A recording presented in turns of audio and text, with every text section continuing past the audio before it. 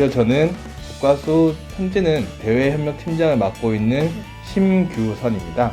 디지털 포렌식 분야에서 한 8년 정도 근무를 했습니다. 디지털 포렌식, 모바일 포렌식, 영상 복원, 영상 분석 쪽을 주로 했었고, 그리고 사건들도 많이 했어요.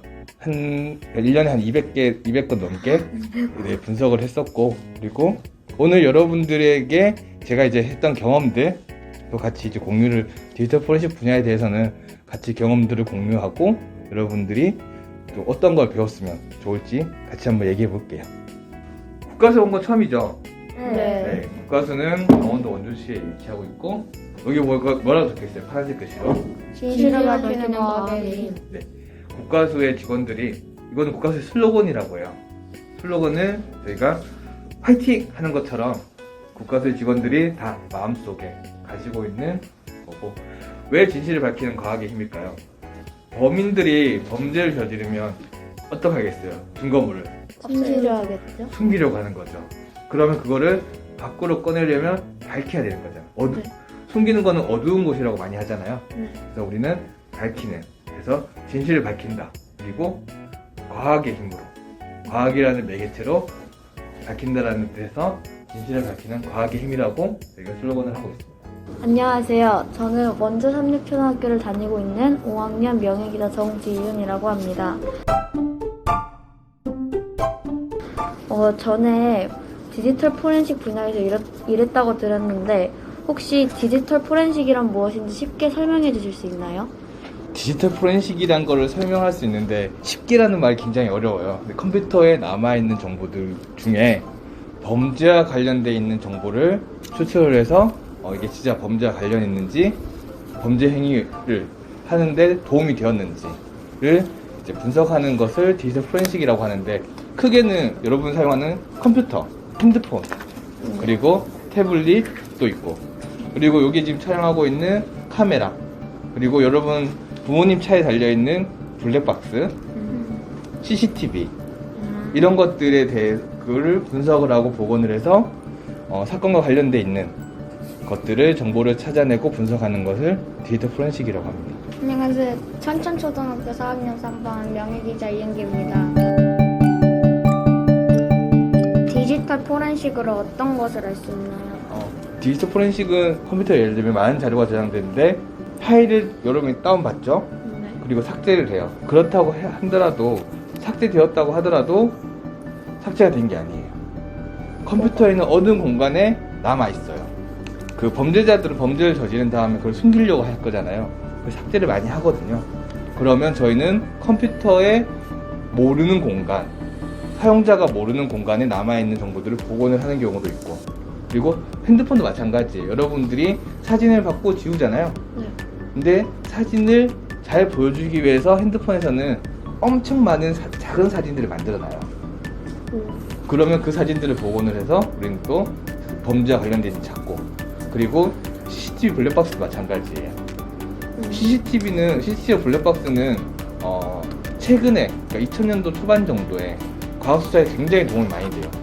여러분, 사고가 났어요. 사고가 깡 났는데 그 다음에 흔적을 분석을 해가지고 이 사고의 원인이 뭐지? 라고 판단하기 쉽겠어요? 아니요. 어렵죠. 근데 여기에 콱 내칠 때 사진을 열심히 찍고 있어요. 그럼 나중에 이 영상만 제대로 있으면 사고가 왜 일어났지? 를 정확하게 알 수 있는 거죠. 그렇기 때문에 CCTV나 블랙박스 영상이 굉장히 사건을 분석하는 데 도움이 많이 되고 있습니다.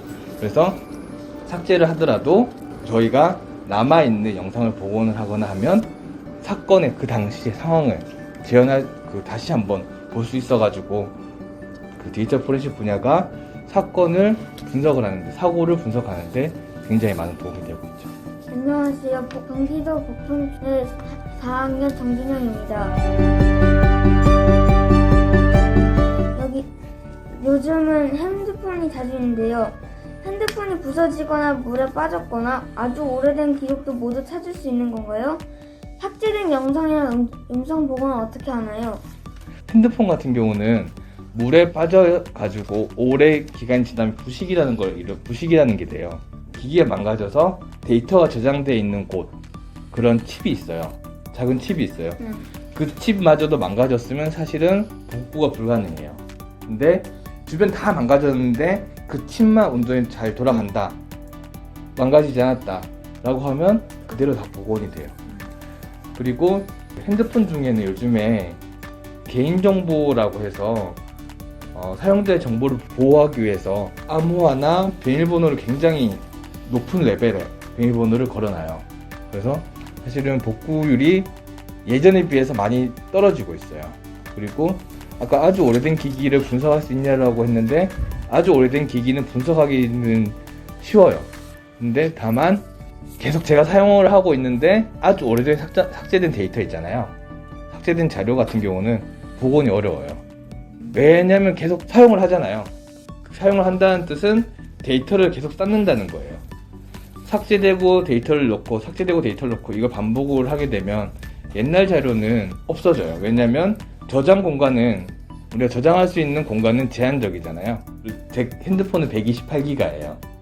여러분도 아마 64기가, 뭐 16기가 뭐 이렇게 될 거예요. 그죠? 그러면 여러분의 핸드폰은 16기가만큼 파일을 저장할 수가 있는 거예요. 근데 그걸 넘어갔다. 그럼 예전 자료부터 삭제가 되겠죠. 그럼 그렇게 돼버리면 그거는 복원을 뭐 할 수가 없다라고. 복원을 아예 할 수 없어요. 네. 저는 천천초등학교 4학년 명예기자 이성기입니다. 과학수사의 동영상 조작을 복원하는 일이 왜 필요한가요? 맞아요. 그게 아까 전에 방금 얘기한 거랑 비슷한데, 그게 꽝이라고 사고가 났잖아요. 사고가 났을 때 CCTV로 촬영을 하고 있어요. 그랬는데 이 CCTV 영상이 있으면 사고가 왜 일어났는지, 무엇 때문에 있는지 정확하게 알 수가 있죠. 만약에 여러분의 집에 도둑이 들어왔어요.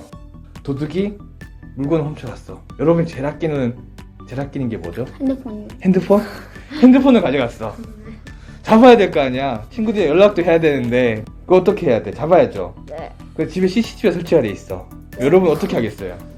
당연히 돌려서 확인. 그것부터 볼 거잖아요. 근데 큰일 났어. 범인이 가면서 CCTV 삭제를 했네? 어떻게 해야 되겠어요?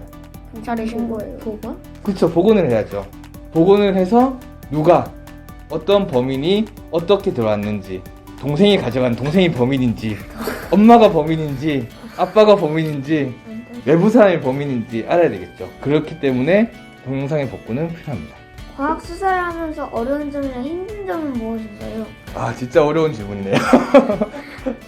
과학수사 하면서 어려운 때는 이런 질문을 받을 때 과학수사에서 어려운 점은, 국가수에서 근무한다는 자체가 어떤 면에서는 국민들이 마지막으로 믿고 있는, 범죄를 해결하기 위해서 마지막으로 믿고 있는 곳이다라는 생각을 많이 해요, 직원들이.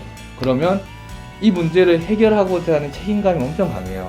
근데 책임감이 너무 강하다 보니까 이게 스트레스로 다가오고, 그리고 혹시나 내가 복원을 못했을 때, 내가 분석이 안 됐을 때, 사실은 100가지 증거물이 있다고 하면 100개 다 복원이 안 되거든요. 100개 다 분석이 안 될 수도 있어요. 그랬을 때 너무 많은 고민이 돼요. 집에 가서도 저 어떻게 하지? 저 어떻게 분석을 해야 더 좋을까? 이런 고민들을 많이 하게 돼요. 그러면 사실은 퇴근을 한다고 하더라도 이 신경을 놓치지 않고 계속 가지고 있으니까 피로감이 굉장히 크죠. 그리고 그거의 원인은 사건을 해결하고자 하는 이제 책임감 때문에. 왜냐면 우리가 마지막으로 우리가 해결해야만 억울한 사람이 생기지 않는다라는 그런 생각을 가지고 있으니까 그런 부분에서 어려운 게 있는 것 같아요. 이건 제 개인적인 생각이에요. 어떻게 국가수 연구원을 하게 되었나요? 어렸을 때 꿈이었나요?